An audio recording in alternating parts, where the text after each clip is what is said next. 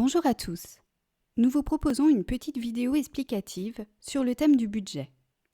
Tout à chacun, que nous bénéficions ou non d'une mesure de protection, établir son budget mensuel est important afin de ne pas se mettre en difficulté financière.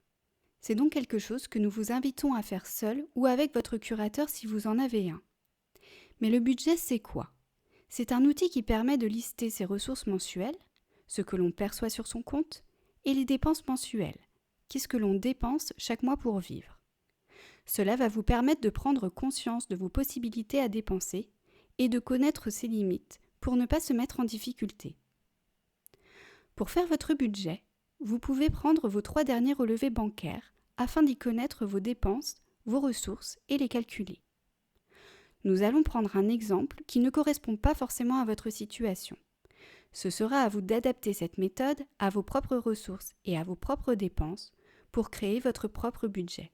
Sur une feuille, vous écrivez ce qui arrive chaque mois sur votre compte, donc les ressources. Ici, par exemple, je perçois chaque mois l'AH à 1033,32 € et la MVA à 104,77 €. Vous calculez l'AH plus la MVA, 1138,09 €. Nous allons ensuite regarder les dépenses. D'abord les dépenses incompressibles. Ce sont les dépenses obligatoires que l'on ne peut pas arrêter de payer pour ne pas se mettre en difficulté.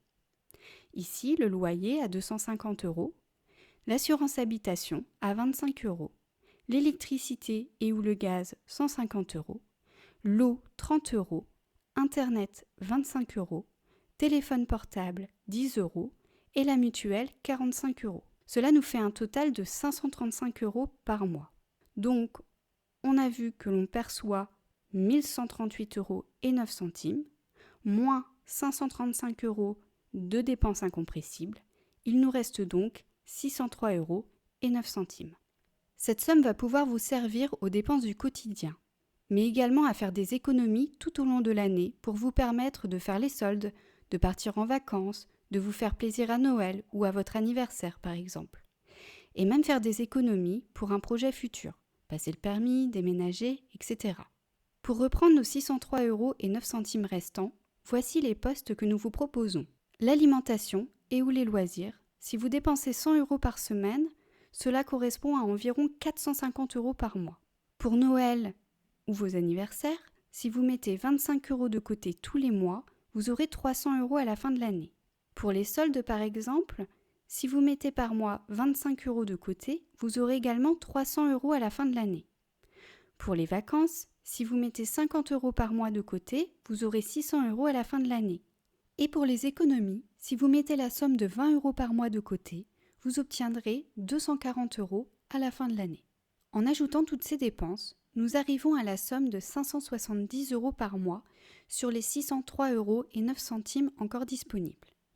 Il vous restera donc 33,09 € à la fin du mois pour les dépenses annexes comme la pharmacie, le pédicure, le coiffeur, etc.